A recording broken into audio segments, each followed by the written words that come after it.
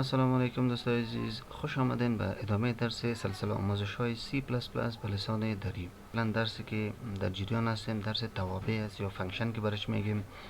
فقط یک دو ویدیو ما از این ساختیم از این بخش اینترمدیت لول که دو از فانکشن ما شروع کردیم. دو فقط ما یک معرفی کردیم که ما فانکشن چند نوع داریم. گفتیم که دو نوع است، یکی قبل از قبل تهیه شده در زبان C++ و او را فقط ما چی نیاز داریم؟ فقط کال کردن نیاز داریم. او را ما به دیفاین کردن یا به معرفی کردن نیاز نداریم، فقط او را ما به کال کردن یعنی صدا زدن نیاز داریم. وقتی که صدا میزنیم و کدام عملی را که انجام میدیم و بر ما چی میکنه؟ اون امور نتیجهش میکشه. و دوم نوع فانکشن یا توابع ما گفتیم که او توسط کاربر یا توسط یوزر ساخته میشه. توسط یوزر یعنی این پروگرامرها ما و شما یک برنامه می نویسیم، به خاطر آسانی کار ما یک فانکشن می سازیم و چی میشه که وقتی ضرورت می داشته باشیم اون رو ما صدا میزنیم و او را که صدا زدیم او چی میکنه؟ اون نتیجه و اون کار بر ما انجام میده.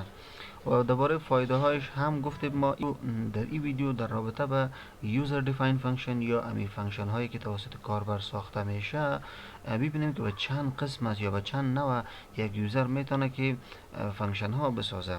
اولین طریقش خو آسان امی بود که اینجا ما یک کامنت هم نوشته کنم. اولش دوستان عزیز است که برش میگیم function with no arguments and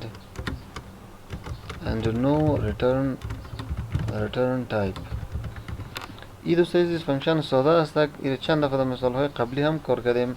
یعنی واید که ما امرای هر اسم دلخواه است، هر چیز مانده میتونه. به خاطر آسانی کار ما میگیریم نام فانکشن به قسم میمانیم که بیشتر یعنی ما بتونیم که یعنی زودتر بفهمیم که فانکشن چی کار انجام میتن. مثلا این مسیج یا اینمی فانکشن که هستی کارش چی است که فقط میتونه که بر ما مسیج شو کنه. welcome to جهان یونیورسیتی. ساده درست است نه؟ وقتی اگر ما ایره ما کال کنیم اینجا ای چی شد؟ اینجا یک مسیج که بانم که اینجا function definition prototype and definition. خاطر قبل از این ما چی میکردیم؟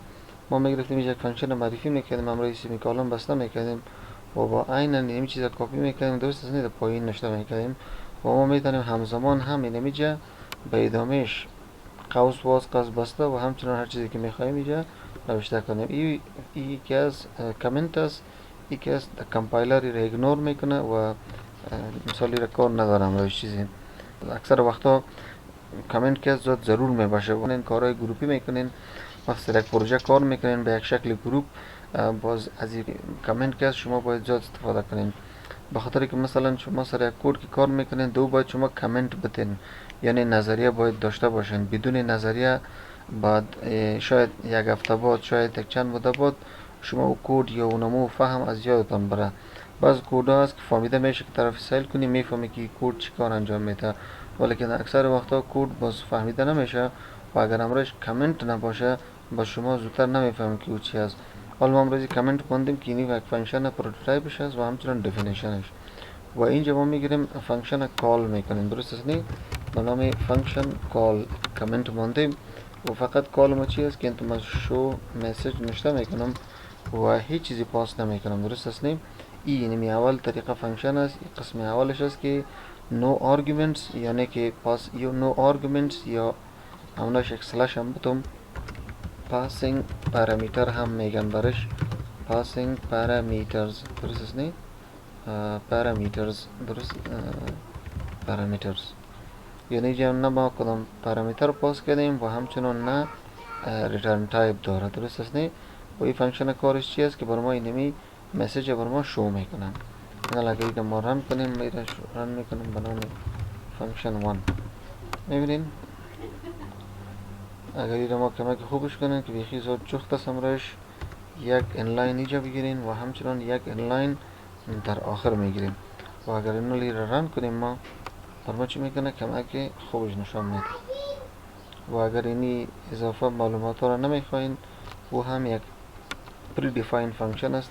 قسم گفتم یک لایبرری باید ما اینکلود کنیم که به نام چی است؟ به نام کونیو دات اچ است و در مین آمده و در آخر ما اینجا میتیم get ch قوس باز قوس بسته. اینا یک فانکشن است که قبل ساخته شده. فقط ما چی کردیم؟ ما گرفتیم امو لایبرری خواستیم، امو کتابخانه ای را خواستیم که دو کتابخانه اینی فانکشن به شکل مفصلا دیفاین شده و گفته شده که هر وقت اینی الفاظ نوشته شد قوس باز قوس بسته و سیمی کالم با تو چی کو. اینا رو اگر ما رن کنیم از تغییرات شما میبینیم که قبلا یک بعضی از لغت ها و بعضی تکست های اضافی بوده او از میان رفت و خلاص اما چیزی مواد را که ما داشتیم او را بر ما نشان داد. این هم یک پری دیفاین فانکشن است. خب دوستان عزیز، اول نوع فانکشن ما گفتیم که چی است؟ نه ریترن تایپ داره و نه هم پارامتر پاس میکنه. یک مثال دیگه هم کار میکنیم دیدنی. ما اسم ازی را هم میمانم void چی کو بر ما مثلا add value اسمش میمانم، یعنی که دو نمبر بر ما جمع میکنم. و کار ازی چی است؟ کار ازی ای است که من اینجا میگیرم مثلا integer total یا integer x هم میگیرم y هم میگیرم و t هم میگیرم، درست است نه؟ و با x که از چی میتونم؟ یک نمبر میتونم مثلا 10، با y هم میتونم 20 و t را قرار میتونم که x و جمع y در خود ثبت کنم، درست است نه؟ و در آخر یک سی اوت میتونم و یک نیو لاین هم میگم و اینجا میگم total is equal to آخر چی؟ t، درست است؟ این هم یک فانکشنی هست که نه void نه return type داره، درست است نه؟ و نه value میگیره. این فقط کارزی چی است؟ فقط کارزی نمیست که نمی کار انجام میده و دیگه همراه فانکشن دیگه فانکشن ها که است کمیونیکیت کردن هم میتونه. کمیونیکیشن چیه؟ چرا هم ایره تا مثال دوم براتون واضح میسازم، بخاطر که وقتی که پاسینگ آرگومنت که ما دادیم این معنا داره که این فانکشن باز میتونه همراه فانکشن دیگه خوب روابط برقرار کنه یا چه قسم برش بگیم، یعنی میتونه خوب کمیونیکیشن کنه، از فانکشن مین نمبر بگیره عملیه را انجام بده پس برای پاس کنه، اینی کار را انجام میده. ولیکن این فانکشن که است این نمیتونه چیزی کنه، این فقط چیزی که برش تعریف شده اونمو کار انجام میده. یعنی هر وقتی که ما صدا زدیم، درست است نه، این میایه اول 3 دانه متغیر میگیره، بعد به یک نمبر میته و دیگهش 20 میته او رو جمع میکنه او رو نشان میده. بس کار دلخواه ما رو نمیکنه که یعنی ما کدام نمبر برش بتیم او باز بگیر جمع کنه، نه او دیگه نمیشه. دیگه فقط ما میتونیم که اینمی نمبرها رو جمع کنیم و یا هم چی کنیم بفهمیم که مثال بزرگترش کدام است کوچکترش کدام است. حالا اگر ما این کال کنیم با شما فرقش میفهمیم. من اینی فانکشن کال میگیرم چی میگیرم کامنت میکنم و اینجا میگیرم این فانکشن کال میکنم. به خاطر کال کردن ما اینا قش ضرورت داریم و به علامه سیمی کالم خلاص. اینا اگر ما این رن کنیم ببینیم که چی میکنه. برای ما نشان میده که total is equal to 30، درست است نه؟ اگر یک مثال دیگه هم کار میکنم، ما void میکنم به نام find large، یعنی که بزرگتر نمبر برام پیدا کن. چه قسم؟ اینمی جا هم اینمی چیز است، فقط ما بگیرم اینی را کپی کنم از اینجا، درست است اینجا پیستش کنم. میگم انتیجر x دارم به نام 10 که نمبر 10 در ثبت است و انتیجر y دارم 20. اینجا ما یک کندیشن استیتمنت استفاده میکنم. من هم یک کندیشن استیتمنت ها خواندیم، درست است نه؟ باز نگوین که نخواندیم. if x is greater than y چی کو برم بگو سی اوت کو بگو که x is greater than چی than y، تمام سیم کالم و else، درست است نه؟ سی اوت کو بگو که y is greater than x، نیو لاین سیم کالم، تمام. درست است؟ آسان. این فانکشن کارش چی است؟ ریترن تایپ نداره، آرگومنتس قبول نمیکنه و نه هم پاس میکنه.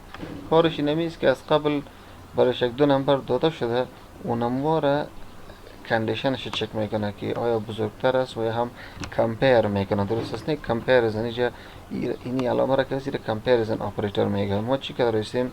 ما فقط دو نمبر قبل از قبل دادیم به فانکشن و در داخل اون فانکشن ما یک عملیه شرطی را هم اجرا کردیم که عملیه کمپیریزن برش میگه. گفتیم که آیا x کلان است یا y. درست است؟